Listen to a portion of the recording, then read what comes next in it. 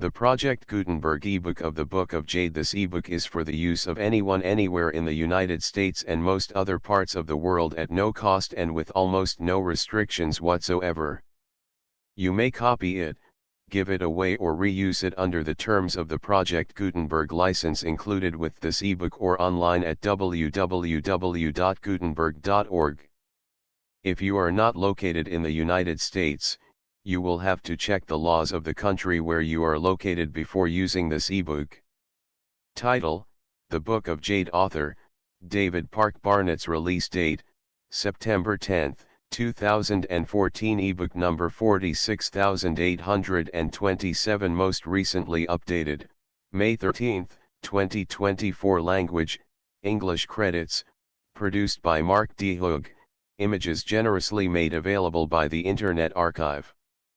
Start of the Project Gutenberg ebook. The Book of Jade. The Book of Jade. Doxies at the Sign of the Lark, New York, 1901. To the memory of Charles Baudelaire. Table Prelude Part 1. Ashtoreth Parfait Amour Opium Sombre Sonnet Languor Ennui Litany Harvard Pride Song of Golden Youth Mais Moi J'Evis La Vie en Rouge Wanges d'El Hellas Sonnet Sonnet Rondo Autumn Song Ballad Changelessness Madonna Poppy Song Consolation Liebestod Evening Song Song of the Stars in Praise of Her Obad Remember Song Constancy Requiem Autumn Burial Sonnet of Burial Nocturne Part 2 Mad Sonnet The House of Youth De Profundis Prayer Sestet Sonnet of the Instruments of Death Truth Hegel Monotony Sepulture Miseramus Scorn The Grave Mummy Sepulchral Life Corpse Mankind The Defilers The Grotesques Dead Dialogue Fragments Envoy Postlude Dedication Prelude I am a little tired of all things mortal, I see through half-shut eyelids languorous the old monotonous gold sun set slowly through the western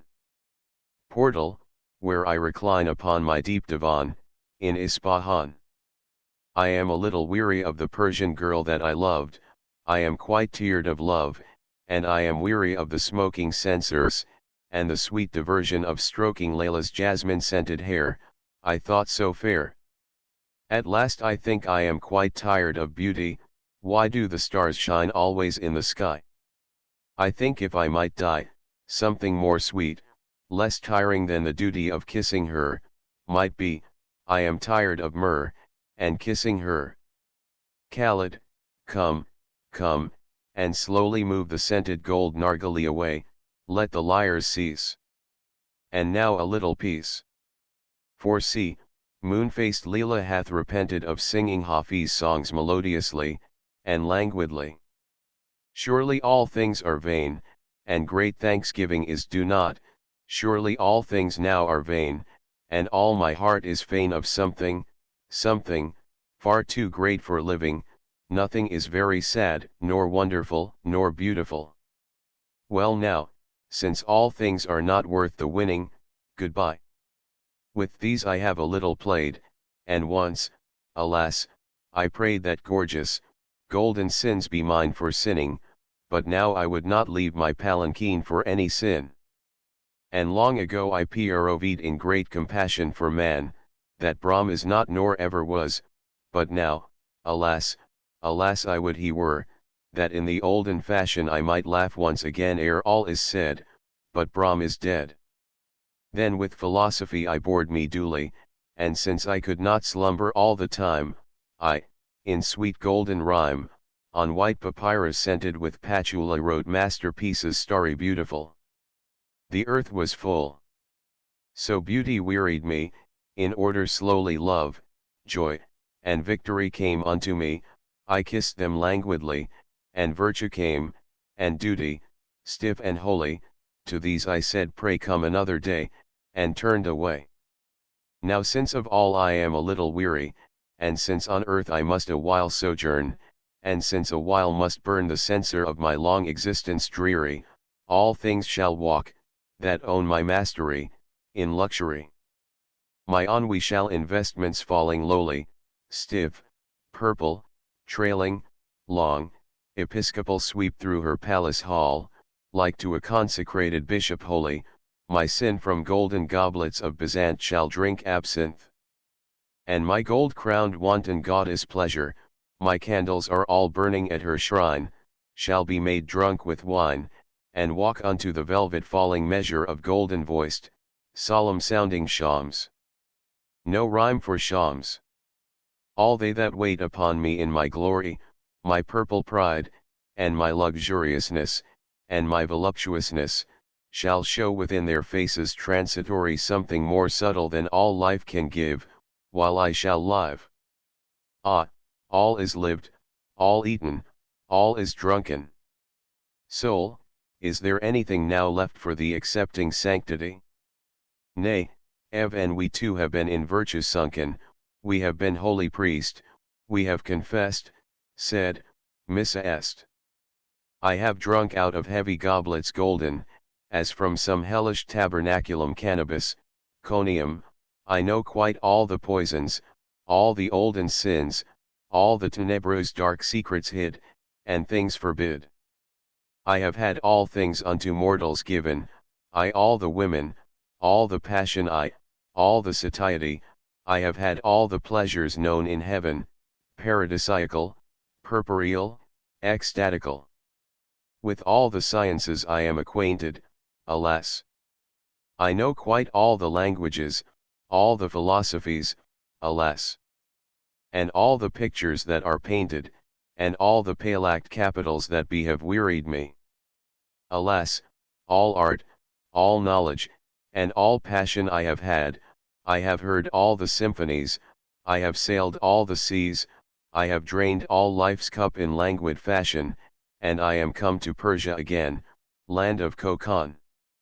The Book of Jade Part 1 Ashtoreth in thy blue pallid gown that shimmereth so pale thou standest in the wan moonlight, where the gold censer near thy body white wraps thee around with its perfumed breath, so wan thy high tiara glimmereth above thy mystical far eyes of light, thou seemest some dead goddess of the night, O starry love, O changeless Ashtoreth.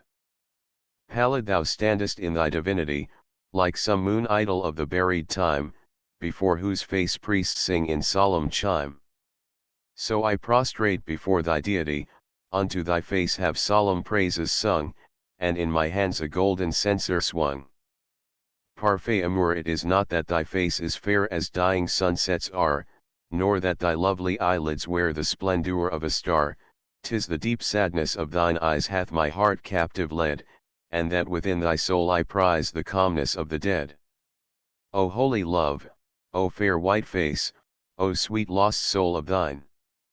Thy bosom is an altar place, thy kisses holy wine, sweet incense offered for my bliss is thy corrupted breath, and on thy stained lips I kiss the holy lips of death. Wherefore, because thy heart is all filled full of mournfulness, and thy gold head as with a pall hung o'er with sinfulness, because thy soul is utterly sinful unto the core, therefore my heart is bound to thee, dear love, forevermore. Opium naught is more sweet than gently to let dream the pallid flower of life asleep alway, where the dim censer sends up far from day unceasingly its still ascending stream, oh where the air winds its myrrh-scented steam about thy naked body's disarray, shall not today's gold to thy shut eyes seem born and forgot in the dead age's grey? Sunk from life's mournful loud processional, for thee shall not with high uplifted urn the night pour out dreams that awake and say, we were, O pallid maiden vesperal, before the world, we also in our turn by the vain morning gold scattered away. Sombre sonnet, I love all sombre and autumnal things, regal and mournful and funereal, things strange and curious and majestical, whereto a solemn savour of death clings, coerulean serpents marked with azure rings, awful cathedrals where rich shadows fall, hoarse symphonies sepulchral as a pall, mad crimes adorned with bestial blasphemings. Therefore I love thee more than aught that dies, within whose subtle beauty slumbereth the twain solemnity of life and death, therefore I sit beside thee far from day and look into thy holy eyes alway, thy desolate eyes, thine unillumined eyes.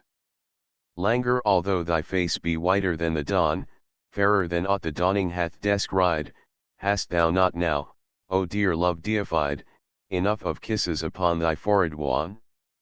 The days and nights, like beads to pray upon, pass by before our eyes and not abide, and so these things shall be till we have died, until our bodies to the earth are gone.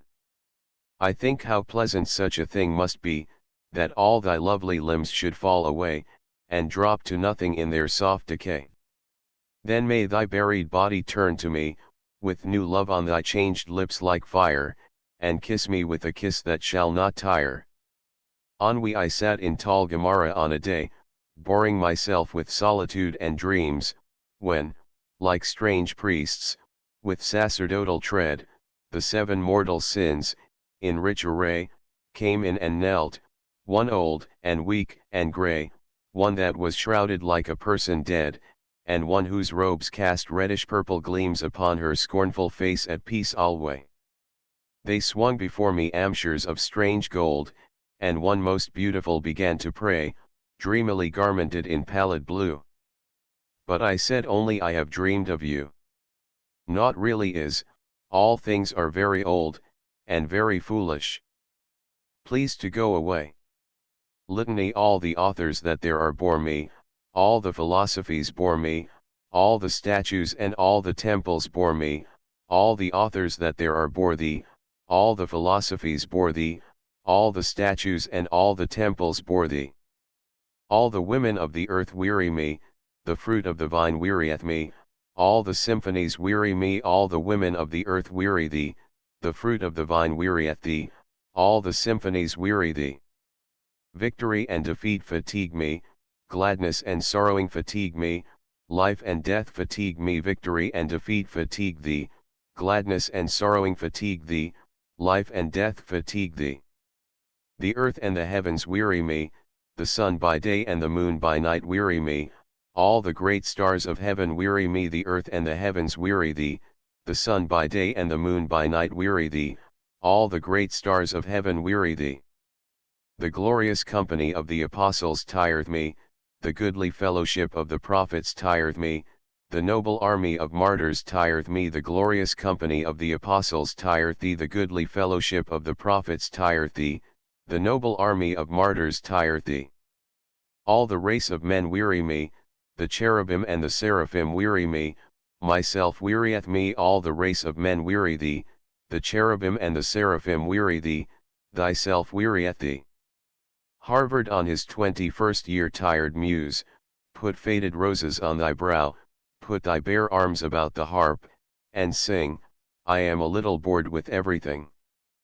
Past the closed jalousies the mlancas go, they are not beautiful, no Greek they know, they go about and howl and make a fuss, I gaze through sad-chapped eyelids languorous, far off from Ispahan where roses blow. Professors sit on lofty stools upcurled, through Yankee noses drooling all day long, I find all these things quite ridiculous. Before displeased old age comes over us, let us step into the great world ere long. We shall be very grand in the great world. Pride they come and go, they pass before my soul, desire and love, weak anguish and distress, shame and despair, in phantom crowds they press, life's poor processional, time's lowly dole. Mournful their voices as slow bells that toll, voices of them that curse and do not bless, ineffable things wrapped round with loathsomeness, the deeds that I have done in fate's control. They leer and moan, they shriek and threat and lower, ignoble faces that the sky do mar, my changeless soul from her high pride of power looks down unmoved. So the calm evening star upon the wallowing peaceless sea looks down, set far aloft within the heaven's crown. Song of golden youth Calbetes. O Muse, no longer lapped in sadness let us lie, bring the jars of old Falernum, bring the roses ere they die.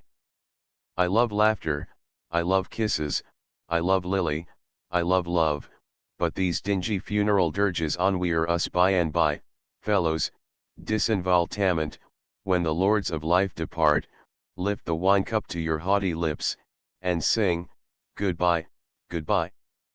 We have laughter on our lips, and in our hearts the laughing spring, nothing greatly can afflict us, nor our spirits mortify, all the laws and regulations under scornful feet we tread, we laugh loud at all the virtues underneath the shining sky. I have heard, when haughty Tarquin did his horrid deed of sin, that Lucretia's lily fingers slapped his face vivaciously, though of all my life dear Lily make a gay degringolade, yet to my ennuis doth Lily sing an endless lullaby. We are Greeks and we are Tartars, we know all the languages.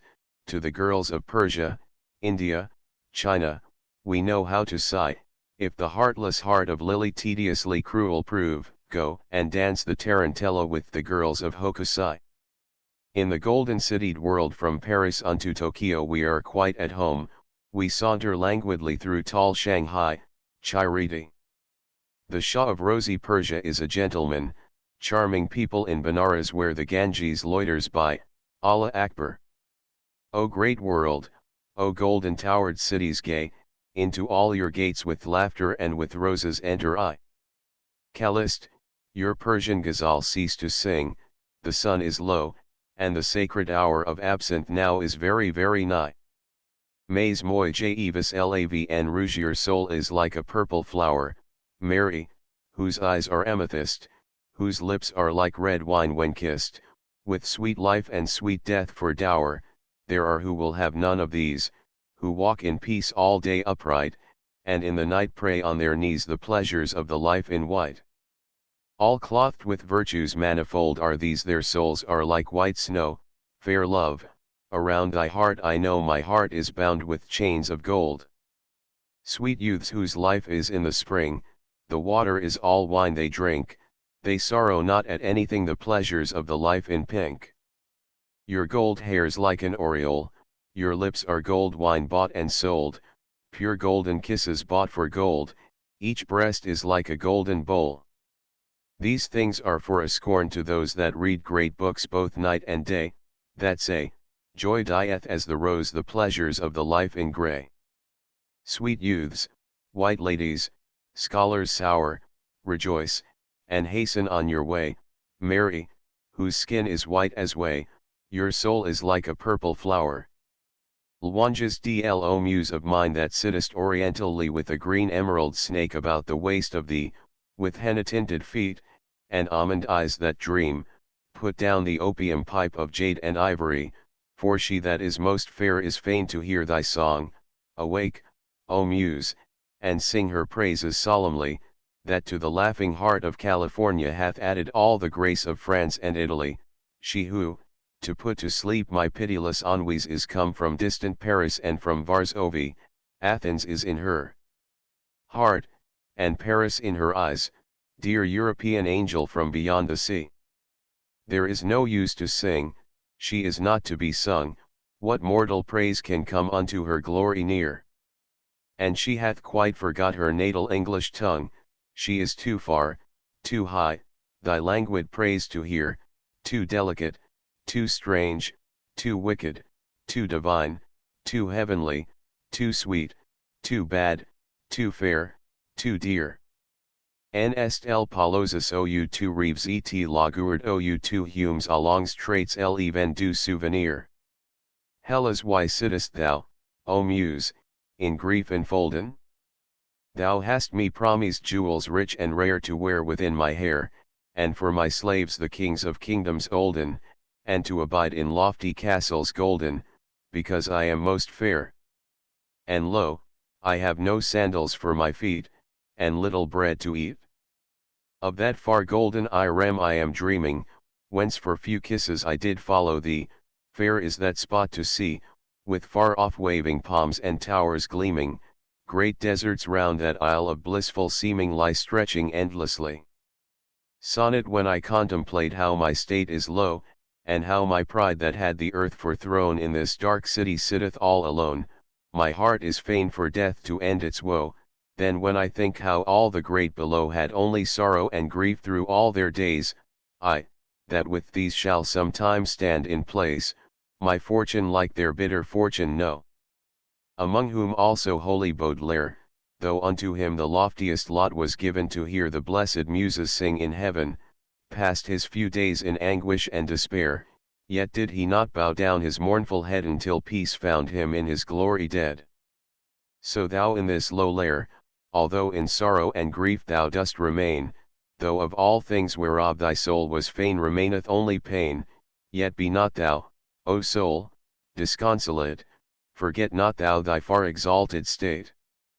Sonnet, be not cast down my heart, and be not sad, that thou like common men must sorrow know, not only they that live and die below, but Ev and the gods thy supreme sorrow had, not unto Tammuz was this fortune given, not to no grief, whom starry Ashtoreth sought through the seven-gated realm of death, far from the great moon and the stars of heaven.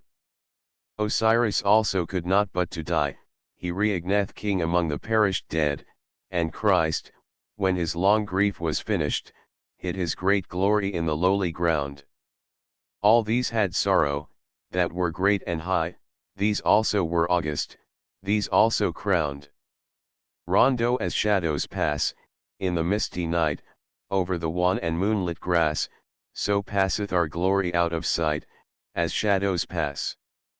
A little darkness, a little light, sorrow and gladness, a weary mass, glimmer and falter and pass in blight. So all our life, in waning flight, fadeth and faltereth, alas, passeth our sorrow and our delight, as shadows pass. Autumn song, weep, far autumnal skies, shrouded in misty air, weep, for thy solemn dearth, and for thy chill despair, earth. O stricken forest trees, dead leaves that falter down solemnly to your sleep, golden, and red, and brown, weep. Ballad. The lady rode neath the strange skies pall through the leafy woods funereal, and all the length of her moonlit way was wanly white as the light of day, solemnly robbed she rode along, unmindful of their droning throng that thronged her shadowy path, alas, as though to see her funeral pass, so through the mournful forest slow her palfrey's silken feet did go, bearing her solemnly like a god over the shadow-haunted sod. She laughed to see the dead desire that even now her life should tire. She laughed to think that to the earth they called her that was full of mirth, and though before her horse's head thronged the wan legions of the dead wanly attempting to stop her way, she halted not for their legions grey, but rode through the midnight's mystic noon under the far gaze of the moon.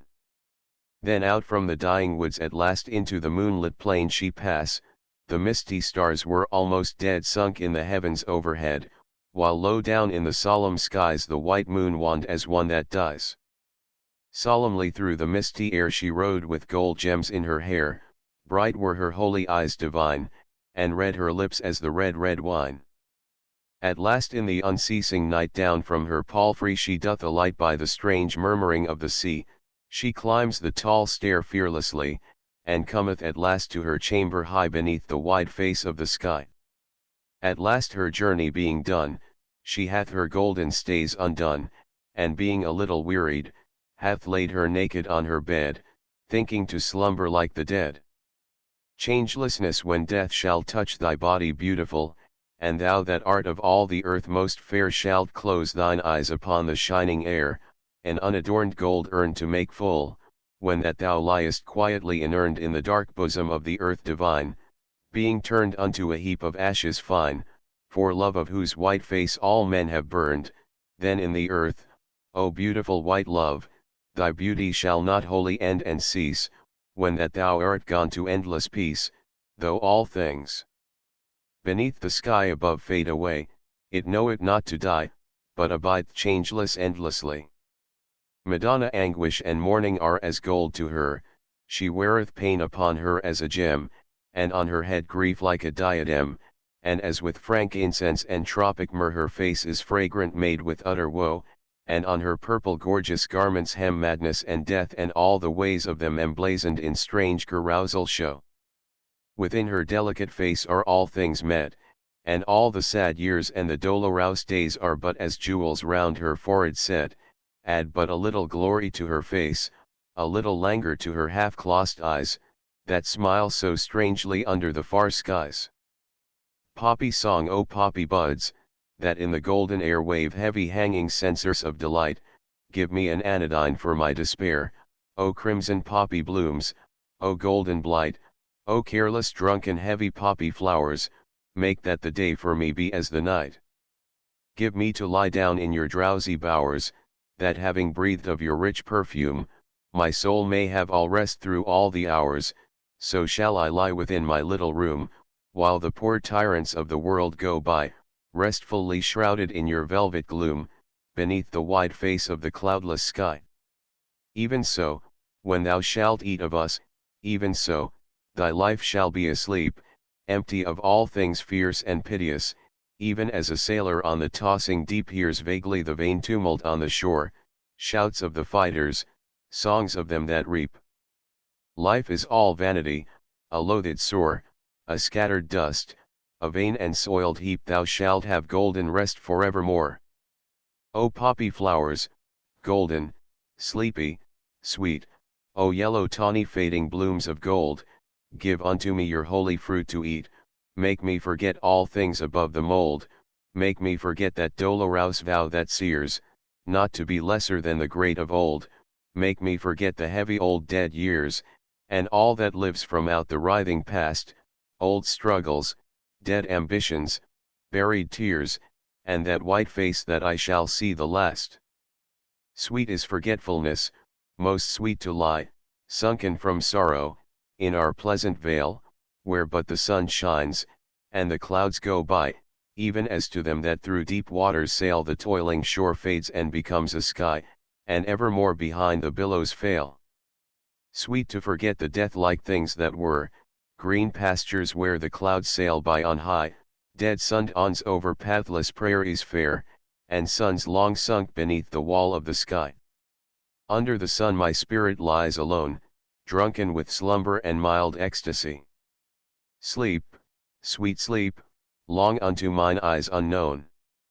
Drops on me as ripe fruit drops from a tree, my dim eyes see the valley poppy strown, the clouds fade and the gold sun over me, and the world's murmur sounds within my lair like the far tossing of some infinite sea. Within the heavy slumber-laden air all fades, and grows afar afar, leaving my soul alone, empty of care, even as happy long dead bodies are. Even so I slumber in my tireless close, while the whole world fades like a fading star, dies like the perfume of a dying rose.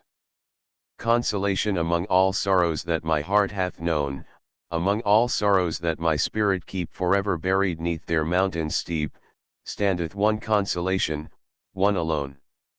I know that earth shall be for death a throne, and evermore within their burials deep the banded nations of the earth shall sleep, sunken in sepulchres of sculptured stone. Then all the world shall be a quietness, dead women beautiful with their delights, all they that had such striving and distress, and endless weariness in all the lands, white faces, eager heartstrings, soiled hands, and peace shall hold the valleys and the heights. Libes taught I thy splendor-lighted face before mine eyes shines like a flaming sunset evermore, the only I behold on the earth's floor, the only I behold within the skies, thy coming on is like a conqueror, before thy footsteps the world's glory dies, within mine ears thy voice doth ever rise like a loud ocean beating on the shore. Thou art made kindred with eternity, daughter of glory, daughter of consolations, thy face is set above the constellations, of death. O love! Be I made one with thee, that on thy holy lips and in thy love the world may perish and the light thereof. Too lo, now my life is gone unto eclipse upon thy perilous bosom, lo, I die, faint with the utter whole of ecstasy, with unassuaged lips against thy lips, that can give no more joy, lo, at the place of utter joy, lo, at joy's far off throne, which none shall reach, with eyes now weary grown, I lie slain at its utmost golden base. Yea, we have called the white stars to behold our pale and fainting faces sick with joy, a regal lips that shall death's sting destroy, I have sucked bare life's cup upon thy breath. Kiss me to death.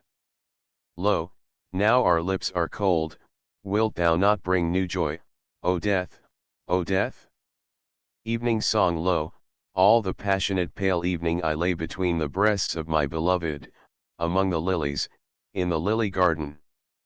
The sky was pale, and all the sunset faded, and all the stars I saw not in the heaven, because the glory of her face above me I saw alone, wrapped in a dream of slumber, and lo, she was more fair than all the lilies, among the lilies, in the lily garden. And all her hair was golden chains to bind me, and all her mouth was crimson fire to burn me, and all the world became as wind before me, but as the wind before her face that passes, among the lilies, in the lily garden. And lo, her face was fairer than the stars are, and lo, her breasts were whiter than the moon is, whiter than the moon, and tipped with crimson coral. And lo, she bowed her body, low before me, and gave me of her joy unto fulfilling, she bowed her head whereto the stars do homage, before whose face the years wax dim and fading, before whose eyes the ages pass and vanish, bowed her low down before me like a lily, among the lilies, in the lily garden. And now at last I care not if the morning come at all, or the pale stars have setting, nay, I care not if the whole world perish, and die, or if the white stars falter, nay, I care not if the night forever hold me by her, and all things have ceasing, yea, because her lips are more than roses, yea, because her breasts are more than heaven, yea, because her face is more than God is, among the lilies, in the lily garden. Song of the stars in praise of her, O starry light of the dim universe. The night adoreth thee, the planets high that reign far off within the desert sky praise thee as with the sound of dulcimers, and all the temples of the night rehearse thy solemn glory everlastingly.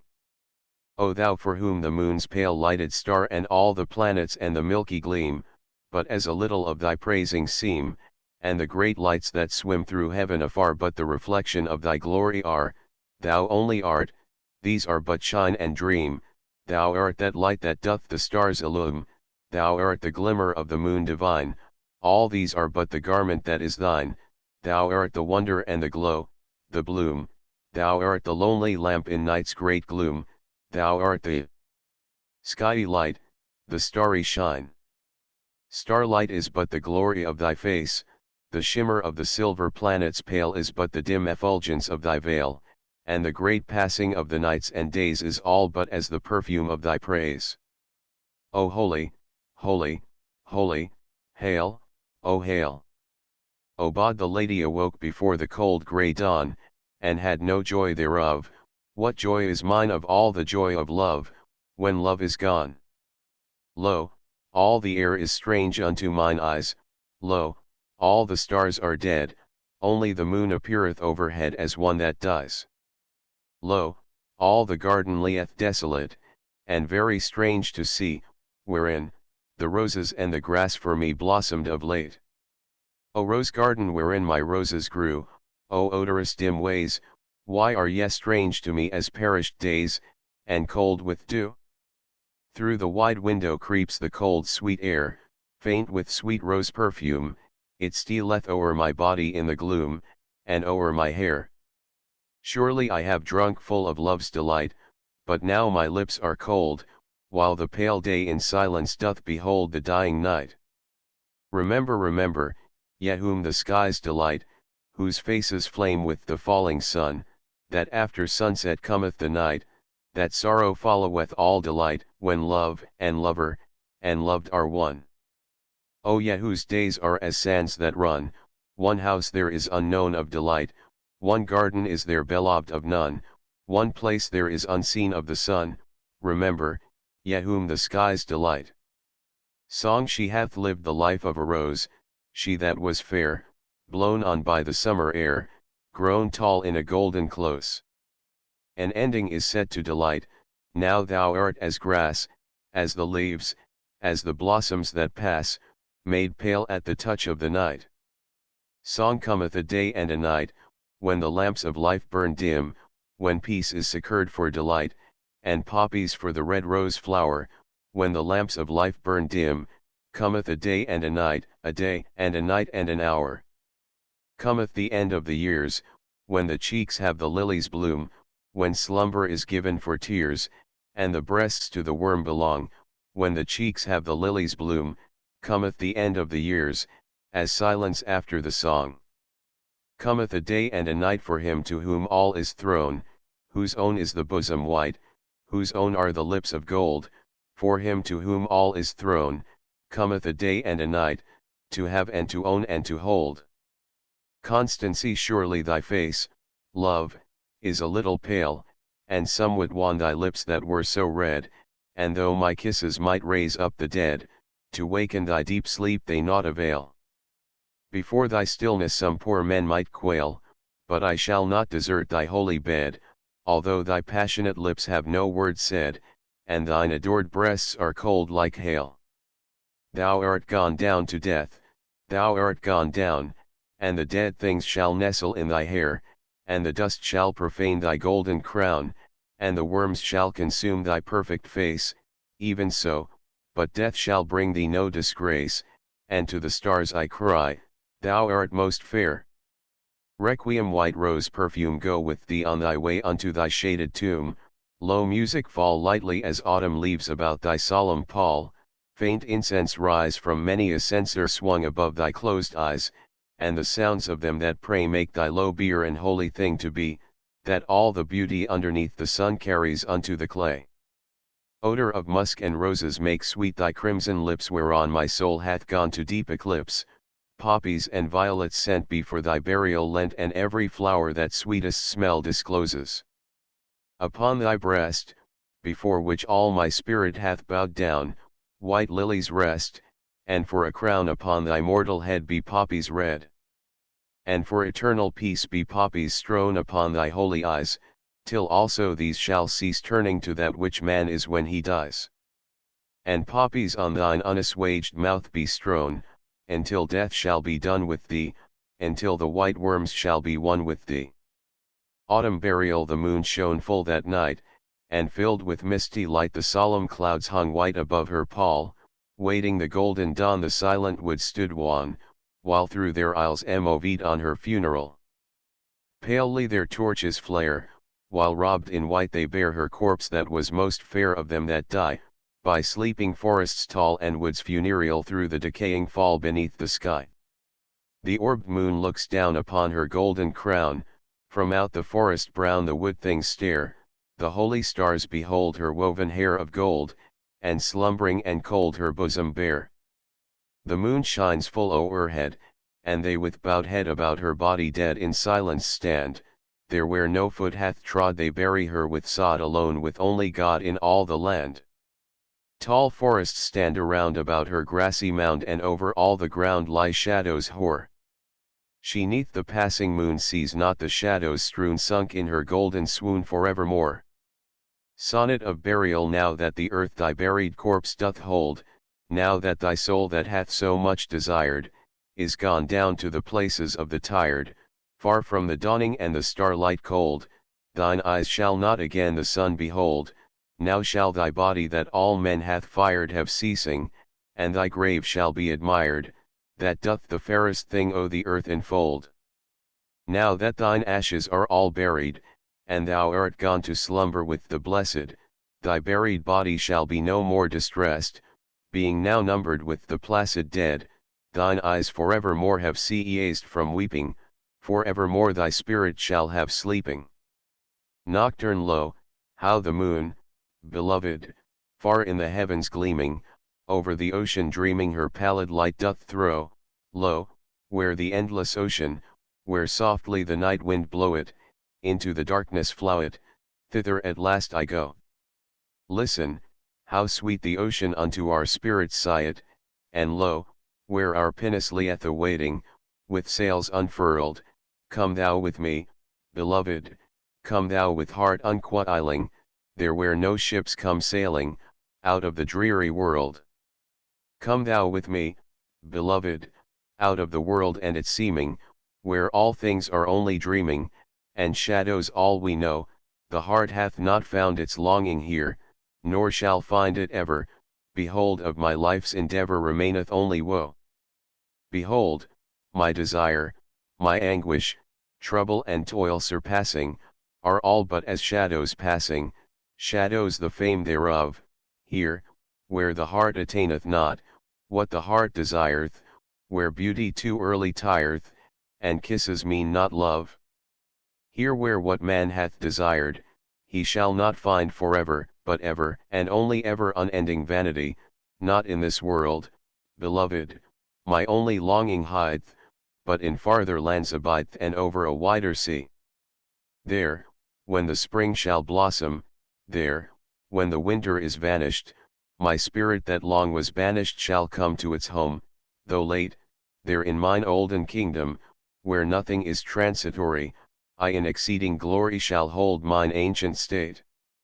Here let us leave our anguish, here at the hour of leaving, leave we our woe and grieving like garments long outworn, leave we our mortal sorrow, our longing, and our repenting, the anguish and the lamenting that made our hearts to mourn.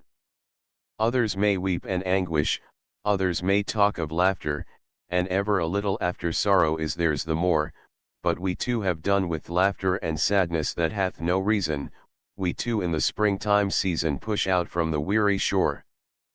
Past are the storms of winter, past is the rainy weather, past are the snows, together with sadness and sorrowing, past are the rains, beloved, past is the time of weeping, and lo, o'er the green earth sleeping, laugheth the world-wide spring. Come thou with me, beloved, O let us now be starting. All things, at the hour of parting, shall be made new for thee. Listen, how sweet the ocean unto our spirits calleth, softly the starlight falleth over the dreaming sea. Fadeth the land, beloved, that long hath our spirits tired, before us lies that desired far country, strange and new, far off lies that dreamed of country eternally fair and blessed eternally undistressed, far over the ocean blue. Know'st thou the land, beloved?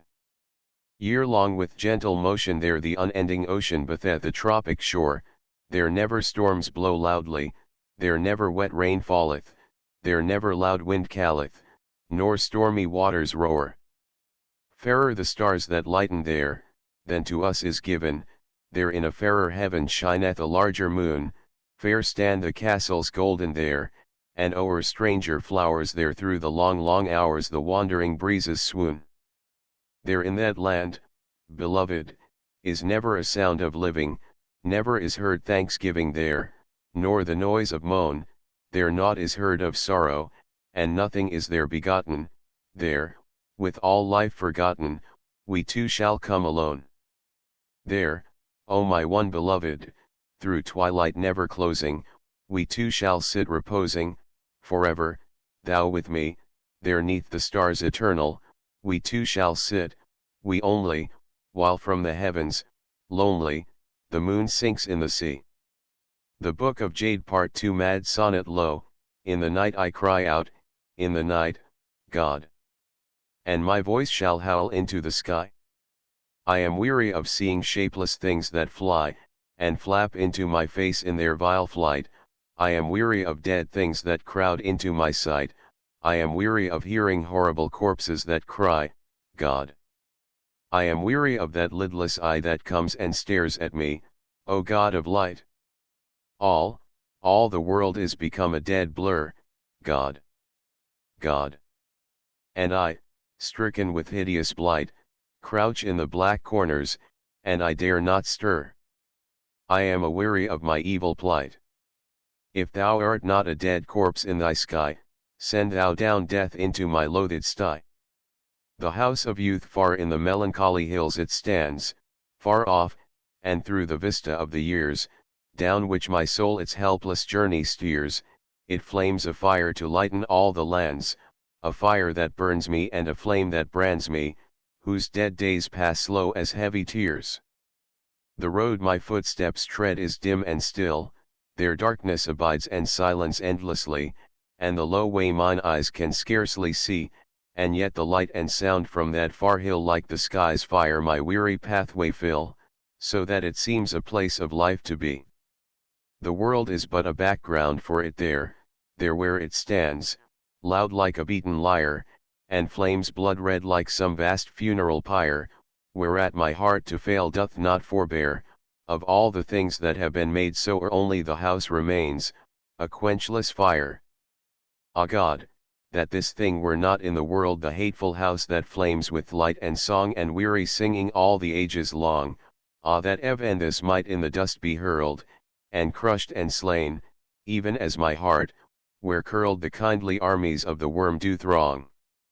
Yea, surely I have seen it long ago, far sunken in the weary dust of time, yes surely even that stair so hard to climb I climbed, and strode its hallways to and fro, the which were bright with many lamps aglow, and loud with choristers in ceaseless chime. De profundis out of the grave, O God, I call to thee, be thou not deaf unto my dolorous cry, my soul is fallen down into the sty, and the dead things are crawling over me, O thou my God, give me the worm to flee, out from the pit's depths I would rise on high. Again am I fallen down into the grave, my soul is sunken in the place of slime, I am too weak its loathed walls to climb, thou, only thou, O God, art strong to save. Lo, in mine eyes the worms have made their cave, and squatting toads oppress me all the time. Yea, from this pit I have crawled out before, with groans and cries and many a dolorous fall, I have climbed up its impregnable wall, I shall not rise now from its slimy floor, O God, hear thou my lamentable call, or from the grave I come not evermore. I am become a housing for the toad, all things are fled wherein I took delight, there is no joy here, and there is no light, O God, I have reaped what I sowed, I am become a dead thing in the night, and in my heart the worms have their abode. Lo, from my body all my might is fled, and all the light is gone out of mine eyes, mine ears hear only lamentable cries. And eyeless things stand round about my head, I am made as a man that slowly dies, I am made as a man already dead. Prayer in time of plague. Holy pestilence,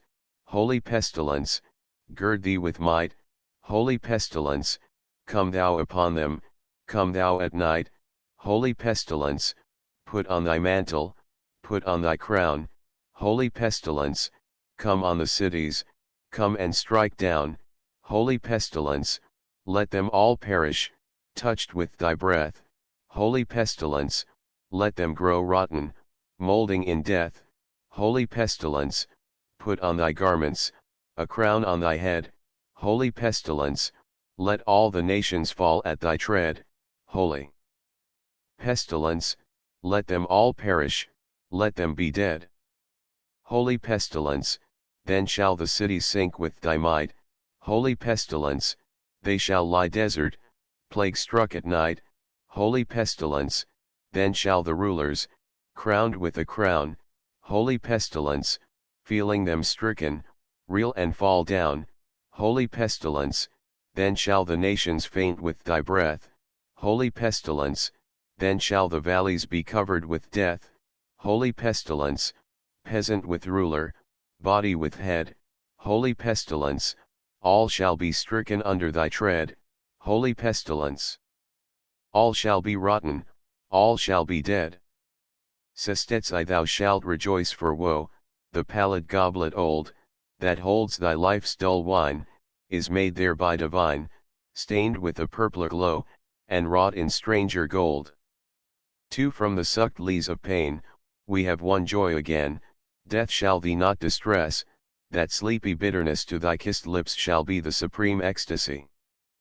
3. Put ashes on your golden body bare, poussant as musk, bittersweet as to die, ashes upon your arms that grow not old, and on your unassuaged lips of gold, so we will wanton in love's sepulchre, and mock the face of death with blasphemy.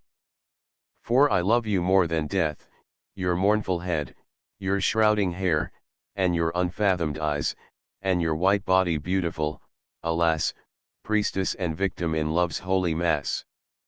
Your flesh that loves, and loving ever dies. I could not love you more if you were dead. Death is death, the little host that squirms, the smell, the dark, the coffin clost, and I so soft, no movement, and no breath, no ears, no nose, no eyeballs, death is death, the sepulchre, no sight, no sound, no cry, and always, death is death, the worms. The worm 6 Not for your evil is my spirit sad, I mourn because you are not really bad, because your beauty's perfect cruelty is ever marred with pity and distress, and you still show within your wickedness the poor stale weakness of humanity. 7 I am as one that thirsteth for all things, as one that holdeth to his lips the cup, with lowered eyes searching the wine's dull flame. No thing may I refuse among all things, till, having drained unto its dregs the cup, I may return into the astral flame. 8 Heart, we have wholly drained the cup of sadness, and found in sadness no reality, now from the night of sadness let us go. Henceforward let us drain the cup of gladness, and find in gladness no reality, from sadness then and gladness let us go. Sonnet of the instruments of death adorned daggers, ruby-hilt swords, huge mortal serpents in gold volumes rolled, all holy poisons in wrought cups of gold, unfailing crucifixes of strong cords, mortal baptismal waters without fords, wherein lie death's communicants untold. Which of these instruments blessed and old, is meetest for life's purple-robed lords? Yea, that commune in death's ciborium, of all the vessels in his sacristy which will yet choose to make of you a clod sharp swords, bright lightnings, orient opium, all these, brave souls, are of one sanctity, all ways are good whereby yet pass to God. Truth it is not that I have not sought thy face ceaselessly through the world's eternal lie. More than all things and throughout every place, which having seen I were content to die. But I have sought thee and I have not found, wherefore my soul is banished from delight, and sitteth joyless as a madman bound seeing vain visions in the loathed night. I know not even that I do not know, but all things waver before me to and fro, as one half-head that would be dead I lie. And thou, death, if thy face be really fair, I know not, or but renewal of vanity, wherefore mine eyes have seen the last despair. Hegel, because my hope is dead, my heart a stone, I read the words that Hegel once did write, an idiot gibbering in the dark alone, till on my heart and vision fell the night. Monotony, a dead corpse full of wormy questionings, beneath the open sky my soul lies dead, shameless, and rotten and unburied, for whom eternity no difference brings. Only the wind my loathed incense flings afar afar, only above my head day passes, night returns when day is fled, unchangeable return of changeless things. Unto the dead all things bring only pain, and evermore my perished heart is woe for the vile worms that gnaw it lying low, while the dead days, like to an endless chain, pass ever o'er my body cruelly slow, and evermore with pain return again. Sepulture, my heart is but a tomb, where vain and cold my dead hopes lie, in coffin there my pride lies dead, and my life's gladness crucified, and there my morning joy long turned to mold, and there like once loved corpses dead and old my victory that long long since hath died, and all my hopes lie shrouded side by side, for whom no eyes have wept, no dirges told. And there insensate on the darkened floor despair a maniac still doth howl and scream, among all these long dead alive alone, among these things I sit upon a throne, in endless contemplation evermore, nor these suffice to break my iron dream. Miseramus, in the last hopeless depth of hell's dark tomb wherein I sit, for I with bowed head in anguish and great sorrow buried, where never sun the blackness doth illume, I saw pass by me through the bitter gloom all them whom life with deepest grief hath fed, whom also here among the hopeless dead through hell pursueth maniac, gnashing doom. Me there forever crushed to hopeless stone they pass by, all the damned, they shall not know through all eternity but only woe, now hear no sound but sound of them that groan. And unto me that sat then these more low, these seemed like happy gods that heaven own, they passed away, and there in hell alone my heart took up again its ancient woe. Scorned dead am I, and yet triumph o'er me dead, ye that within mine eyes have found your home, ye that are soft and blind and white like foam, ye that have made of me your meat and bread. Unto the worms I am abandoned, over my flesh their loathed cohorts roam, upon my heart whereto their hosts have clomb their hungry lips shall evermore be fed. Here am I but a dead corpse in a tomb, I shall not out from my accursed abode, inhabited by the dull worm and the toad, ye vile sojourners in my rotten room, torment me with your everlasting goad. I scorn you till the end shall come of doom. The grave the loathed worms are crawling over me all the dead hours, about my buried head their soft intolerable mouths are gathered, and in my dead eyes that have ceased to see. I am full of worms and rotten utterly, dead, dead, dead, dead, dead, dead, dead, dead, dead, dead. The lifeless earth lies close against mine eyes, I know that I have rotted long ago, my limbs are made one with the worms I know where all my head and body putrefies. So in the earth my coffined ordure lies within my loathed shambles straight and low. There is no thing now where my face hath been, and all my flesh lies soft upon the floor, unto my heart the worms have found a door, and all my body is to the worms akin, they long time since their feasting did begin, and they shall part not from me evermore. Here lie I stretched out through the rotting years, and I am surely weary of the grave, and I have sometimes thought that I might rave, and my two perished eyes almost shed tears. There is no one that sees and none that hears, I shall not out from my corrupted cave. Here now forever with the lustful worms I lie within my putrid sunken sty, and through eternity my soul shall die. O thou toward whom all my dead spirit squirms!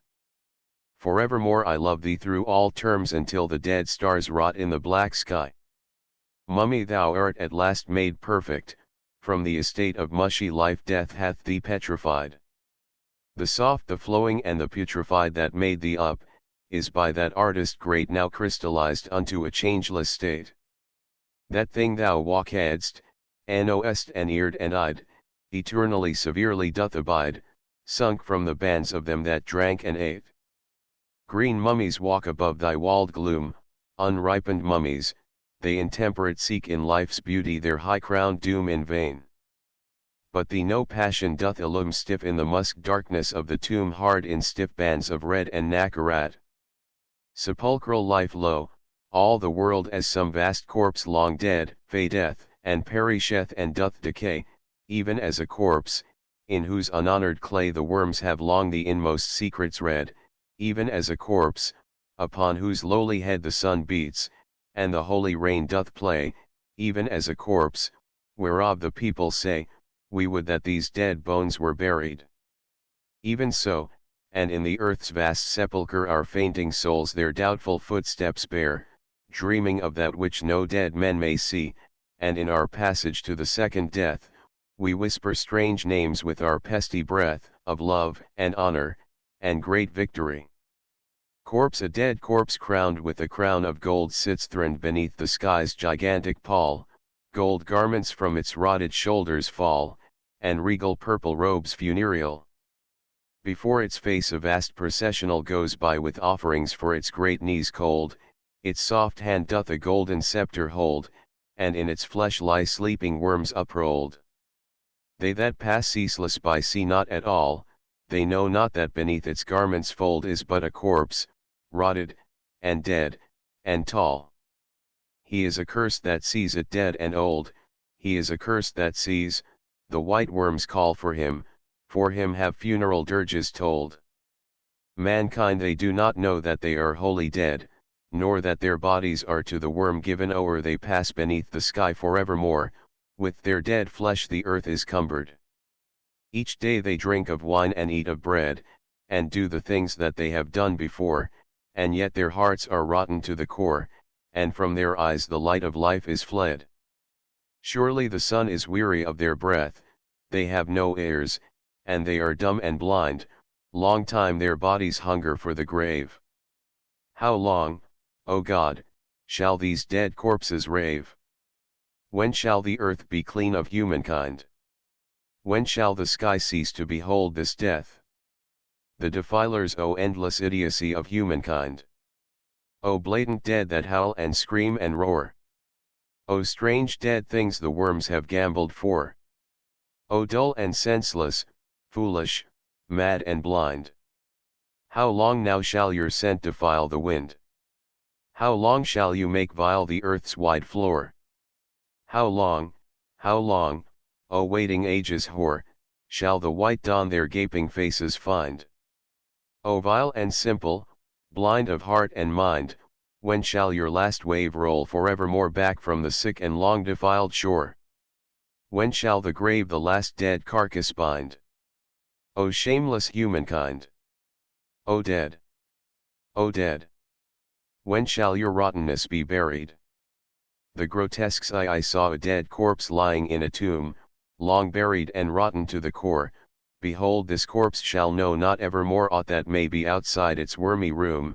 It lies uncovered in the pesty gloom, eyeless and earless, on the charnel floor, while in its nameless corpse the wormlets whore make in its suppurated brain their room. And in that charnel that no lights illume, it shrieked of things that lay outside its door, and while the still worms through its soft heart bore, it lay, and reasoned of the ways of doom, and in its head thoughts moved as in a womb, and in its heart the worms lie evermore. 2. I saw a dead corpse in a haughty car, whom in a high tomb phantom horses bore, I to and fro upon the scattered floor, his dead eyes starred as though they looked afar, his gold wheels myriad perished souls did mar, while through his flesh the ravenous wormlets tore, he in whose eyes the worm was conqueror, held his high head unmoved like a star. And as with loud sound and reverberant jar, and as with splash of crushed flesh and dull roar, the death car thundered past the tomb walls hoar, within those dead dominions the dead Tsar received his plaudits where dead bodies are, and in his heart the worms lie evermore. 3. I saw a dead corpse making a strange cry, with dead feet planted on a high tomb's floor, the dead stand round, with faces that implore, his dead hands bless them, stretched forth on high. And art thou God, and art thou Majesty, and art thou he whom all the dead adore, and art thou he that hath the skies in store? Nay, nay, dead dust, and vanity. And wouldst thou rise up to the lighted sky?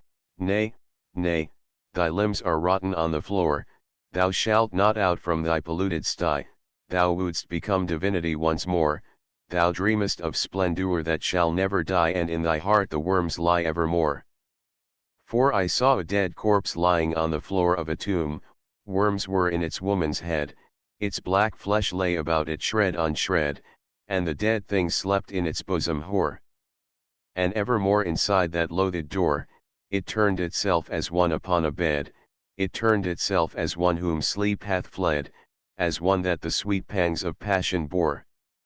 And from its passionate mouth's corrupted sore, and from its lips that are no longer red, came forth love's accents, and it spake, and said, the Pleiades and night's noon hours are o'er, and I am left alone in weary head. And in its heart the worms lie evermore. Dead dialogue. First corpse. I would now that the sweet light of the sun might once again shine down upon my face, so weary am I of my rottenness. Second corpse. Rejoice that now at least thou art done with life, this thing shall never more return. First corpse. At last my body is aweary of the tomb, it is 100 years since in the grave I have lain down between four narrow walls, shut up with putrid darkness and the worm. There is no flesh upon my body now, that was so long a rotting, on my shelf here am I now nothing but stinking bones, that have had life beneath the face of the sun. Third corpse. I am not yet utterly putrefied, and the worms yet within my flesh abound, I do repent me that I did not learn what life was, while I lived beneath the sun, at least then I might think of what I had done, but I am rotten, and I have not lived. First corpse. I would that I might leave this place of ordure and look once more upon the face of the world, where the sun is. Second corpse. O foolish ragged bones, wouldst thou show forth thy dripping excrements, and shredded rottenness to the face of day, stink and be still, and leave us here in peace. First corpse. Envy me not, O stench, slop face, dung eyes, my bones are clean and dry as the tomb's walls, and stink not. As for thee, thou art a sink. Second corpse. Envy me not, thou, that I am so sweet the black worms love me, hungry were that worm that on thee preys. Fourth corpse. Be silent, both ye dead and rotten things, lo I, that was unburied yesterday, am fair and smooth and firm, and almost sweet, if that I were not dead, one might me love. Third corpse. Is it so sweet a thing, this love, this love? Second corpse. Thy lips are green for kissing, and streaks of black streak over thee where the worms have not yet been. Fourth corpse.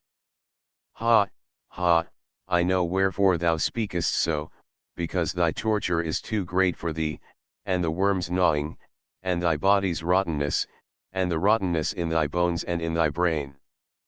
First corpse. O beautiful, O dead, O spit upon, he speaketh well that is but lately dead, thy flesh lies all along thee like green slime, O pudding gravied in thine own dead sauce. Second corpse. Rotten one. First corpse. Dung heap. Second corpse. Dead one. First corpse. Beast. Beast. Beast. Therefore perhaps, thou art so early dead? Second corpse. They say that those thou lovedst were not men, O goat face, shall I say what was thy death? Fourth corpse. Come, come, my brothers, be not so slanderous, we have all been the same upon the earth. Third corpse. Thou sayest true, new brother. First corpse. Thou sayest true. Second corpse. I shall not suffer anything any more, aside. I have left all that, I am evermore released, I shall not struggle and suffer any more, this seemeth strange and very sweet to me, and I shall grow accustomed to the worms. Fifth corpse. Rejoice not thou, that thou art fallen into a pit where people leave their dung, there is no reason here for any joy. Sepulchre. Be silent, now, ye spindle shank dead. Ye will learn to be silent when we are here for a long time, ye always spout and roar, at first, before the time of rottenness, but so I suppose it must be we are not the first, and ye shall not be the last, so fast I the world, so eagerly they are begotten, and they die, and they are begotten again, just for this end hideously propagated evermore. A voice above singing. Golden is the sunlight, when the daylight closes, golden blow the roses ere the spring is old, all thy hair is golden, falling long and lowly round thy bosom holy, and thy heart is of fine gold. Fragments I and since I understood not what so strong driveth all these at such ecstatic pace, I too went down and joined in the throng, and many sitting in a lowly place I saw, where sense and vision darkness clogs, with one flat-breasted wife with munched face and bestial litter as of rats or hogs, these are all they that eat and multiply in the same manner with low apes and dogs, like these they live and like these they shall die. Pass thou from these, said then to me that voice, and heed not thou the stinking of that sty. Then saw I them that did with wine rejoice, crowning their heads with roses of the earth, I too sat down and joined in that noise, but asked me soon why do all these have mirth? From these I passed, weary of myrrh and wine. Others apart whose spirits had more dearth sat solitary as who would fain divine, of seeing and of hearing ill content, with these I sat, half drunken with the vine, and sick of visions that I came and went, but all the knowledge that their striving found was but one vision more than wine had sent, all these also shall moulder in the ground. From these I passed as from dead flesh and bones. Then came I where the kings of earth sat crowned neath purple canopies on golden thrones, these offered me part in that changeless state, until my soul wearied of brass and bronze. Others whose sweating nothing could abate kingdoms and cities build and overthrow, till my soul wondered at the striving great of all the puppets in that puppet show, doth the string move them with such urgency, that all their limbs such strange grimaces show? These are all they that do, one made reply, in all their actions never could I find what they were doing these things for nor why. From these I passed as from the deaf and blind, and ever as I went the solemn brawl of all these mad and idiot howled behind. I came to those that ceased not to call the world unto them, shouting o'er and o'er, my heart knew not why these so loudly bawl, and some stood round with faces that implore, asking for peace, and ever those that gave did but like these delude themselves the more, but rottenness shall stop all these that rave. Last, some there were that did with vanity toil ever with unwearied hands to save and to eternize all things great and high, with these I stayed, till my heart questioned, what are the things thou doest here and why? Whereat all these became as persons dead. Then I arose from among these the last, and followed then where'er my footsteps led, and among them that reigned then I passed, and among them that ever fain would know, and among them whose lot with wine was cast, I passed the prophets and the puppet show, and among them that joyed in marble and in song, and all that seven-tiered of long ago. And is this all the meaning of that throng, this all, O heart, that wast of seeing fain, but like a circle that still seemeth long because it goeth round and round again? Not in all these doth any reason hide no more than in the words of the insane. There is no ground for sorrow, nor in pride for pride, nor in them that in gladness sate, wherefore with none of these shall I abide. The sought is vanity, the seeking great vanity, the not seeking vanity, for none of these change I my solemn state.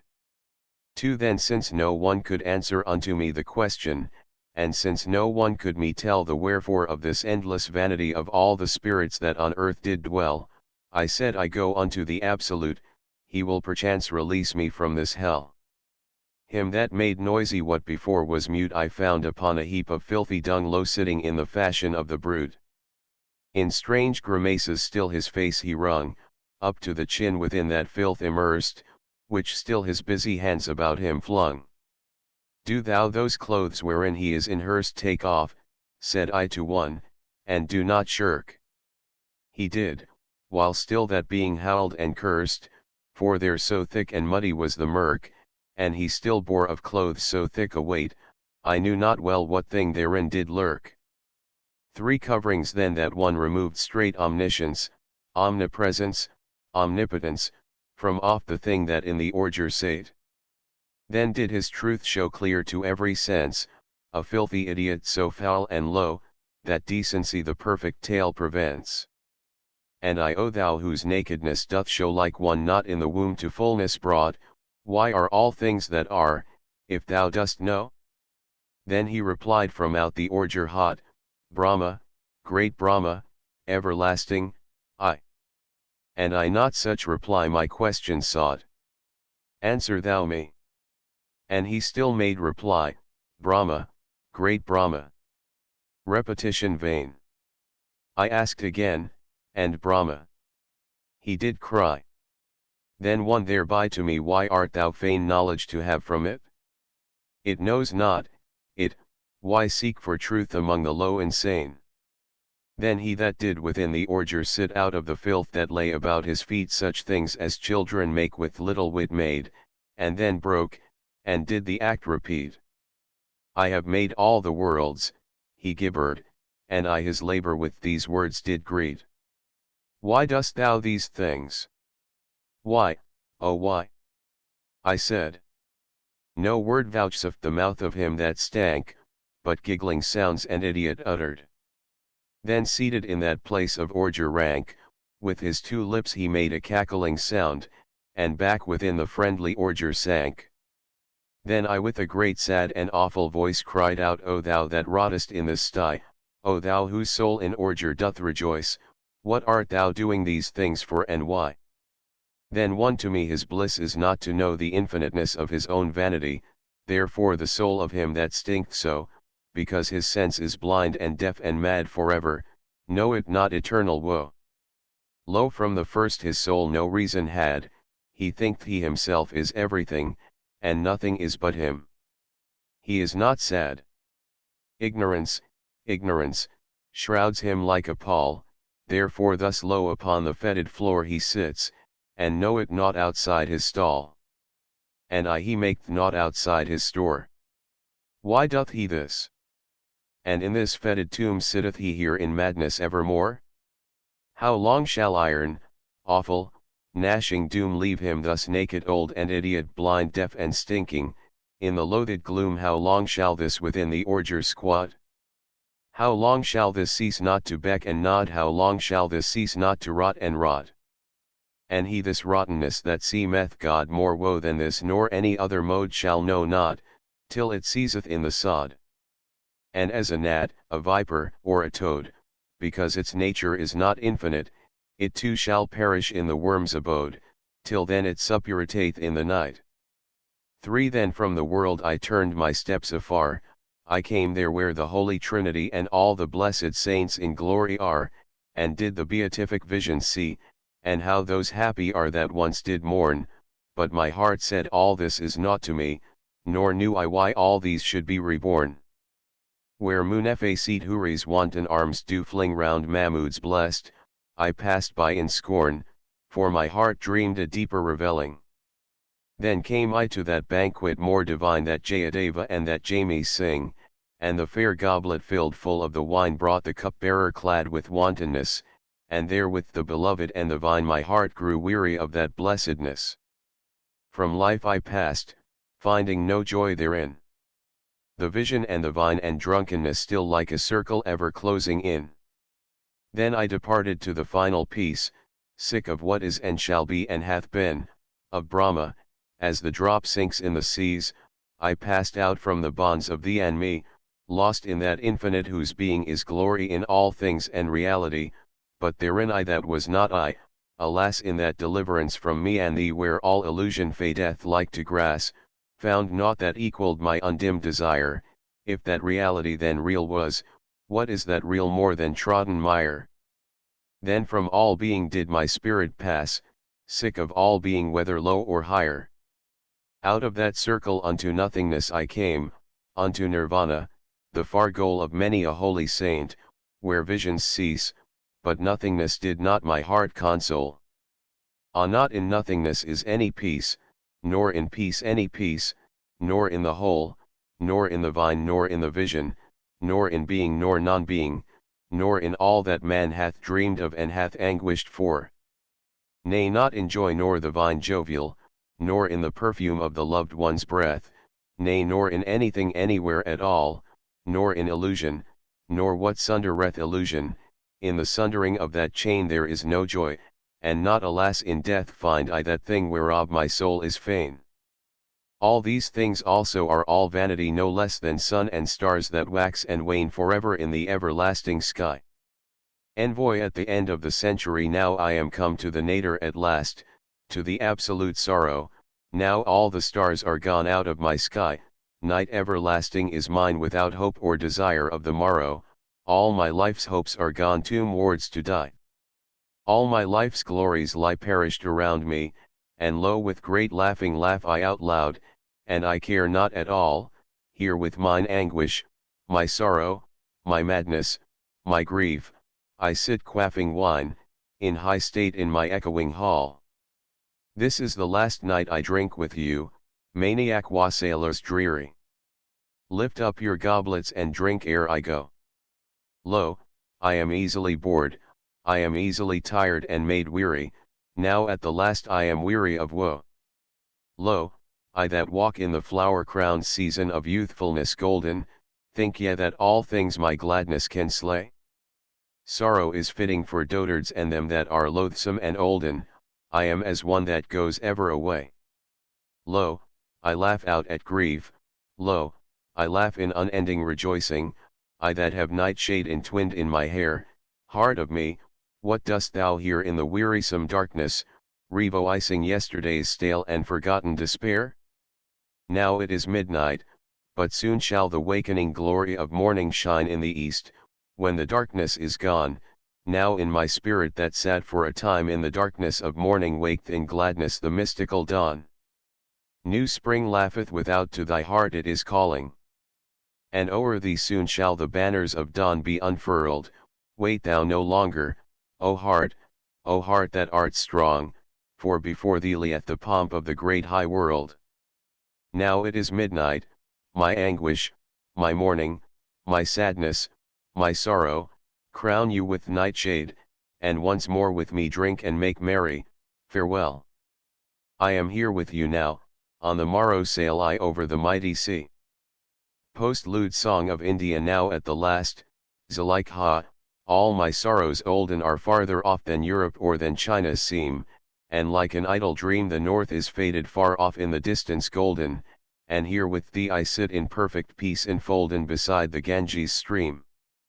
Full well I knew that ne'er those northern promontories could give to me the dream that did my soul desire, for there my heart did tire, for always me allured the strangely whispered stories of skies that burn with more consuming languid glories, and suns of mightier fire.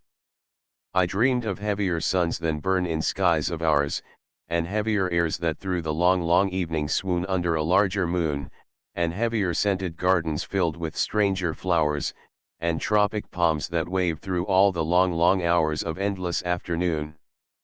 At last now from that northern dream am I awoken, at last I am come home over the watery main, long I sighed in vain, now under tropic palms I lie in peace unbroken, and mine own land I see, beloved, and hear spoken my natal tongue again. Zuleika, past is all the longing and endeavor, the palm trees sleep, and sleeping move not any leaf, perished is woe and grief, stilly the Padmas float upon the holy river, among all these we two with languid eyes forever lie sunk in endless grief. Before us riseth white our marble-builded palace, thou hast let fall from out thy hands that weary are the volume of attar. Thy hand hath spilled the wine within the silver chalice, upon the river winding through the distant valleys sleepeth the nenuphar. From out the oleander's languid slumber steepeth, and thou, Zuleika, dost, in rest too deep for dream, like one enchanted seem, thy beauty now in waking slumber sunken sleepeth, and dreaming past thy wholly closed eyelids creepeth the sleepy flowing stream. Thou hast the light of Asia in thy face divinest, and in thy scented mouth and in thy lotus eyes, O wine of paradise. O Munefacete love that by the sacred stream reclinest, hath this world anything for which in vain thou pinest? That thing shall be thy prize. The caravans that in the desert, heavy laden, by unknown oases pitch their sun-blackened tents, shall bring thee all sweet scents wherein delight in heaven the houris ever maiden patchouli, nard, and myrrh, from many a distant Aden of heavenly indolence. All kinds of gems wherefore thine almond eyes have yearning, in heaps, wherein to bathe thy beauties languorous, O maiden amorous, they shall bring home to thee from distant isles returning pearl, sapphire, diamond, topaz, and ruby burning, and opal luminous. Thou art that sweet whereof all poets dead have chaunted, therefore my soul hath sought thy face o'er pathless seas, here to have endless peace. Thou art the garden of delight with slumber haunted, thy perfume maketh dream of desert lands enchanted, and far-off oases.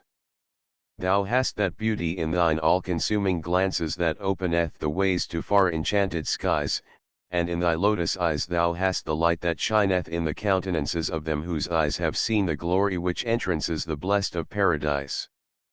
Thou art all sweets that unto perfect joy devote us, in thee all spices and all scents together come, O lute that now art dumb. Thou art musk, frankincense, amomum, stephanotis, thou art the fragrant wine, the paradisal lotus, thou art the opium. Hashish nor opium are worth not thy caresses, sweeter than opium to still the spirit's drouth thine unassuaged mouth, him that hath known thy love no mortal grief distresses, sweeter thy kisses are than incense which oppresses the breezes of the south.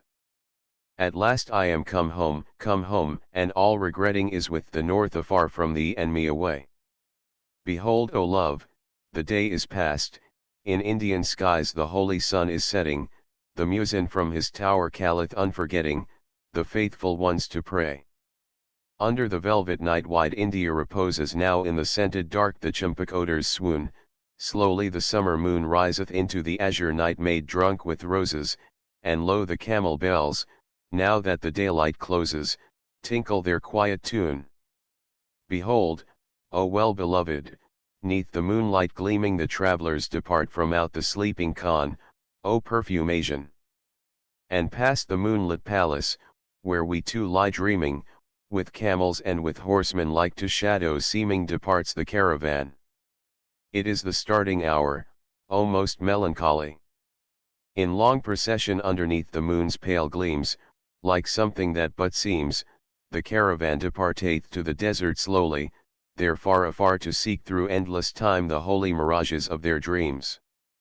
Dedication these paltry rhymes, which loftier shall pursue than aught America of high or great hath seen since first began her worldwide state, I dedicate, my brother, unto you. Ite Missa Est. End of the Project Gutenberg ebook. The Book of Jade updated editions will replace the previous one. The old editions will be renamed. Creating the works from print editions not protected by U.S. copyright law means that no one owns a United States copyright in these works, so the Foundation, and you, can copy and distribute it in the United States without permission and without paying copyright royalties. Special rules, set forth in the general terms of use part of this license, apply to copying and distributing Project Gutenberg trademark electronic works to protect the Project Gutenberg trademark concept and trademark. Project Gutenberg is a registered trademark, and may not be used if you charge for an ebook, except by following the terms of the trademark license, including paying royalties for use of the Project Gutenberg trademark. If you do not charge anything for copies of this ebook, complying with the trademark license is very easy. You may use this ebook for nearly any purpose such as creation of derivative works, reports, performances, and research. Project Gutenberg ebooks may be modified and printed and given away. You may do practically anything in the United States with ebooks not protected by U.S. copyright law. Redistribution is subject to the trademark license, especially commercial redistribution. Start, full license. The full Project Gutenberg license. Please read this before you distribute or use this work to protect the Project Gutenberg trademark mission of promoting the free distribution of electronic works, by using or distributing this work, or any other work associated in any way with the phrase Project Gutenberg. You agree to comply with all the terms of the full Project Gutenberg trademark license available with this file or online at www.gutenberg.org/license. Section 1. General Terms of Use and Redistributing Project Gutenberg Trademark Electronic Works 1.a. By reading or using any part of this Project Gutenberg trademark electronic work, you indicate that you have read, understand, agree to and accept all the terms of this license and intellectual property, trademark/copyright, agreement. If you do not agree to abide by all the terms of this agreement, you must cease using and return or destroy all copies of Project Gutenberg trademark electronic works in your possession. If you paid a fee for obtaining a copy of or access to a Project Gutenberg trademark electronic work and you do not agree to be bound by the terms of this agreement, you may obtain a refund from the person or entity to whom you paid the fee as set forth in paragraph 1.e.8. 1.b. Project Gutenberg is a registered trademark. It may only be used on or associated in any way with an electronic work by people who agree to be bound by the terms of this agreement. There are a few things that you can do with most Project Gutenberg trademark electronic works even without complying with the full terms of this agreement. See paragraph 1.c below. There are a lot of things you can do with Project Gutenberg trademark electronic works if you follow the terms of this agreement and help preserve free future access to Project Gutenberg trademark electronic works. See paragraph 1.e below. 1.c. The Project Gutenberg Literary Archive Foundation, the Foundation or PGLOF, owns a compilation copyright in the collection of Project Gutenberg trademark electronic works. Nearly all the individual works in the collection are in the public domain in the United States. If an individual work is unprotected by copyright law in the United States and you are located in the United States, we do not claim a right to prevent you from copying, distributing, performing, displaying, or creating derivative works based on the work as long as all references to Project Gutenberg are removed. Of course, we hope that you will support the Project Gutenberg trademark mission of promoting free access to electronic works by freely sharing Project Gutenberg trademark works in compliance with the terms of this agreement for keeping the Project Gutenberg trademark name associated with the work. You can easily comply with the terms of this agreement by keeping this work in the same format with its attached full Project Gutenberg trademark license when you share it without charge with others. 1.d. The copyright laws of the place where you are located also govern what you can do with this work.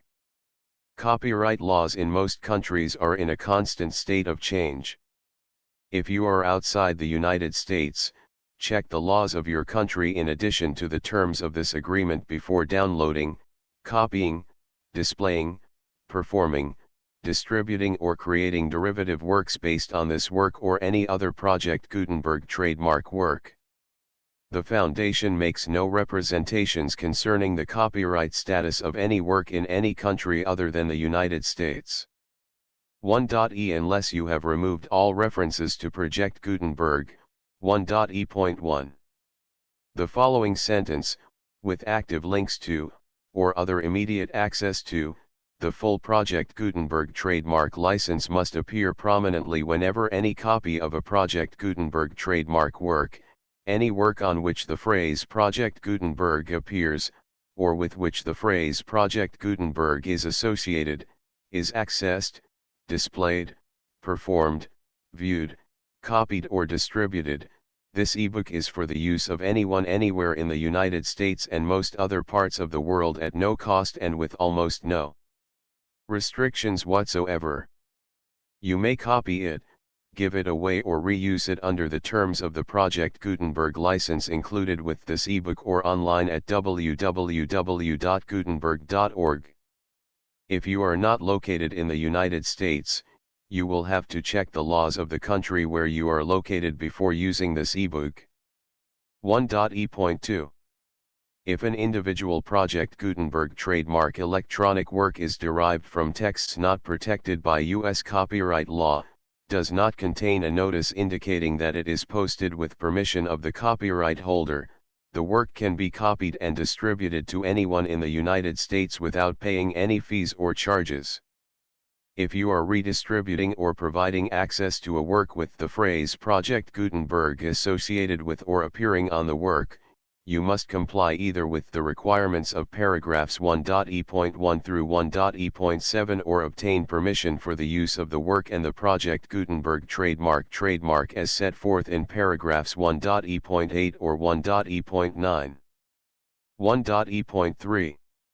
If an individual Project Gutenberg trademark electronic work is posted with the permission of the copyright holder, your use and distribution must comply with both paragraphs 1.e.1 through 1.e.7 and any additional terms imposed by the copyright holder.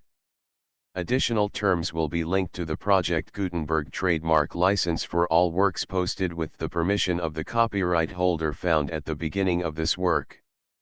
1.e.4. Do not unlink or detach or remove the full Project Gutenberg trademark license terms from this work, or any files containing a part of this work or any other work associated with Project Gutenberg trademark. 1.e.5.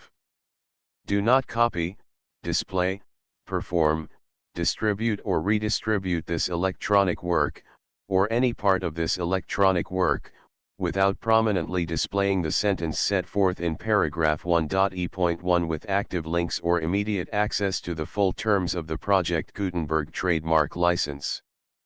1.e.6. You may convert to and distribute this work in any binary, compressed, marked up, non-proprietary or proprietary form, including any word processing or hypertext form.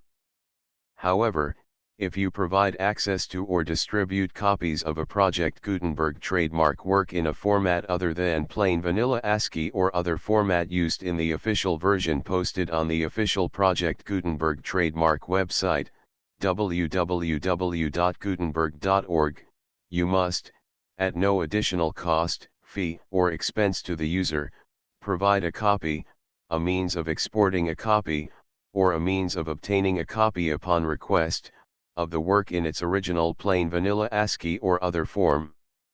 Any alternate format must include the full Project Gutenberg trademark license as specified in paragraph 1.e.1. 1.e.7. Do not charge a fee for access to, viewing, displaying, performing, copying or distributing any Project Gutenberg trademark works unless you comply with paragraph 1.e.8 or 1.e.9. 1.e.8. You may charge a reasonable fee for copies of or providing access to or distributing Project Gutenberg trademark electronic works provided that, you pay a royalty fee of 20% of the gross profits you derive from the use of Project Gutenberg trademark works calculated using the method you already use to calculate your applicable taxes.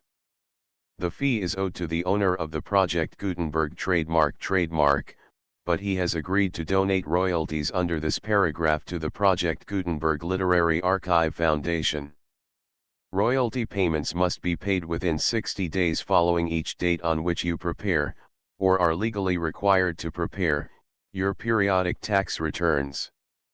Royalty payments should be clearly marked as such and sent to the Project Gutenberg Literary Archive Foundation at the address specified in Section 4, Information about donations to the Project Gutenberg Literary Archive Foundation.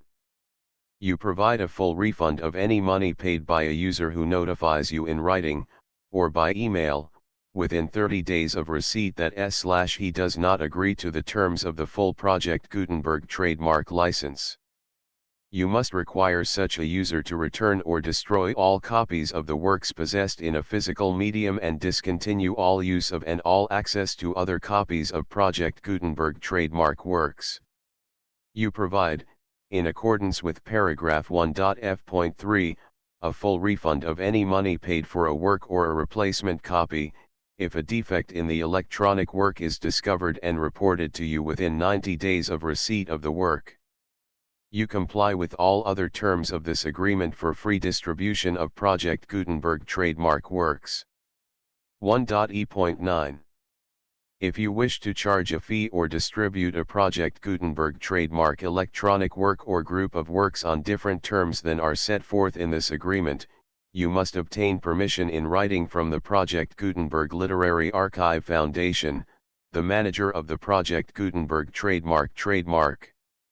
Contact the Foundation as set forth in Section 3 below. 1.f.1.f.1.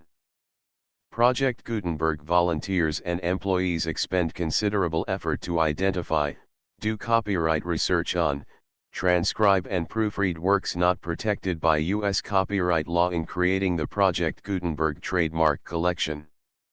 Despite these efforts, Project Gutenberg trademark electronic works, and the medium on which they may be stored, may contain defects, such as, but not limited to, incomplete, inaccurate or corrupt data, transcription errors, a copyright or other intellectual property infringement, a defective or damaged disk or other medium, a computer virus, or computer codes that damage or cannot be read by your equipment.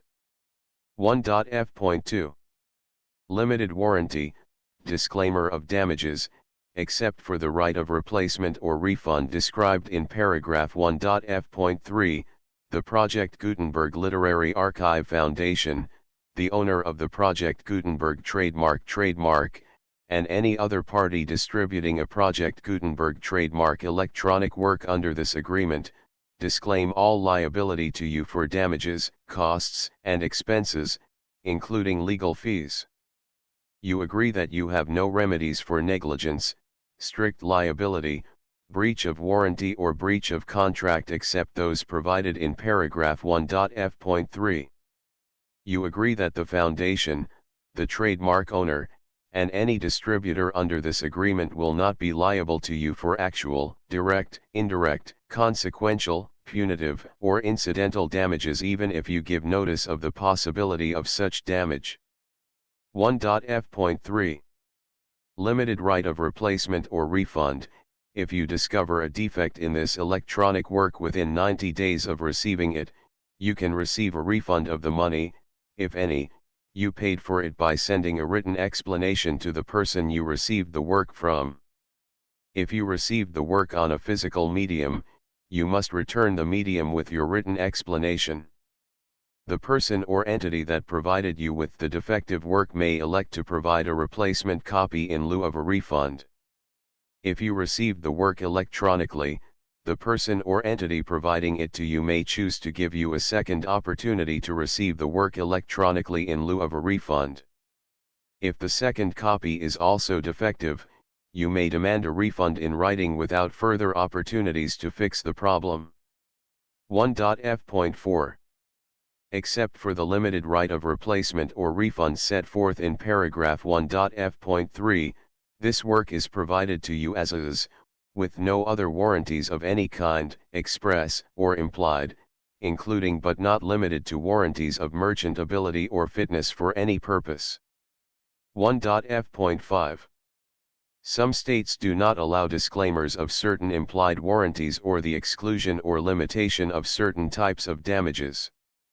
If any disclaimer or limitation set forth in this agreement violates the law of the state applicable to this agreement, the agreement shall be interpreted to make the maximum disclaimer or limitation permitted by the applicable state law.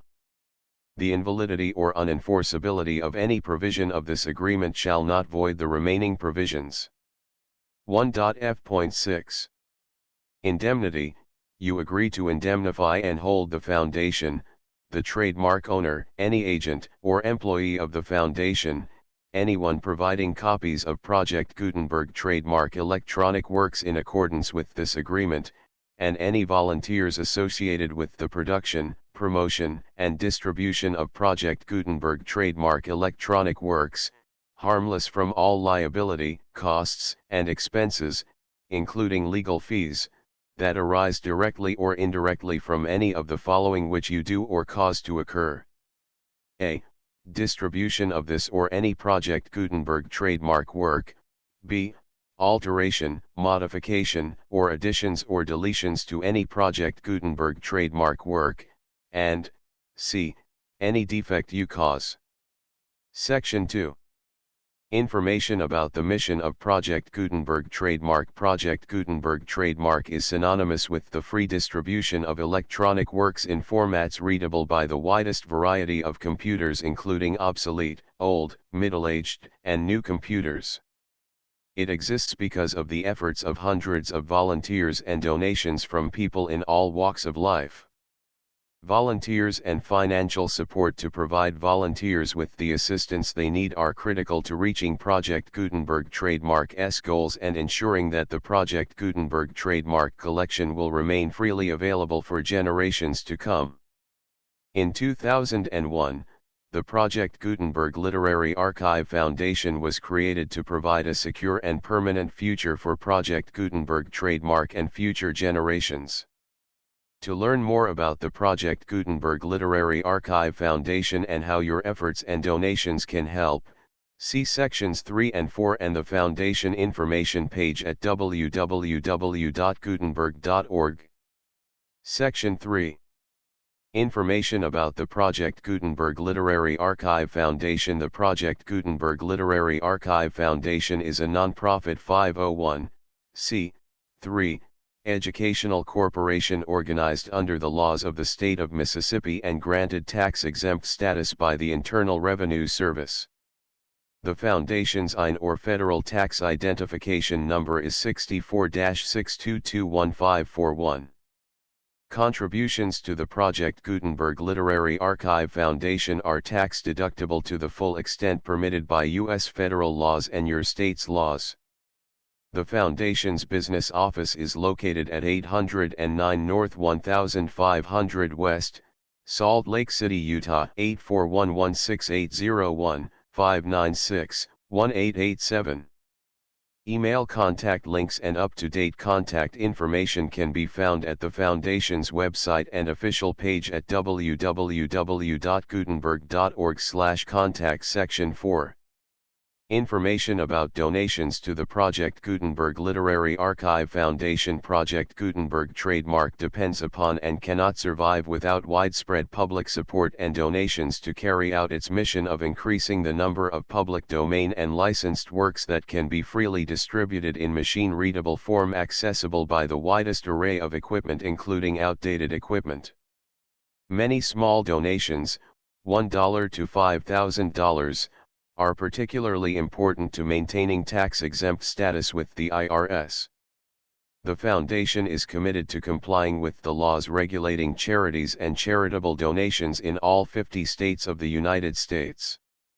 Compliance requirements are not uniform and it takes a considerable effort, much paperwork, and many fees to meet and keep up with these requirements.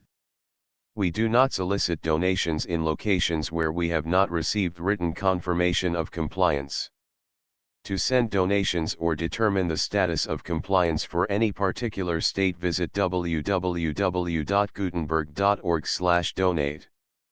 While we cannot and do not solicit contributions from states where we have not met the solicitation requirements, we know of no prohibition against accepting unsolicited donations from donors in such states who approach us with offers to donate. International donations are gratefully accepted, but we cannot make any statements concerning tax treatment of donations received from outside the United States. U.S. laws alone swamp our small staff. Please check the Project Gutenberg web pages for current donation methods and addresses. Donations are accepted in a number of other ways including checks, online payments, and credit card donations. To donate, please visit www.gutenberg.org/donate. Section 5.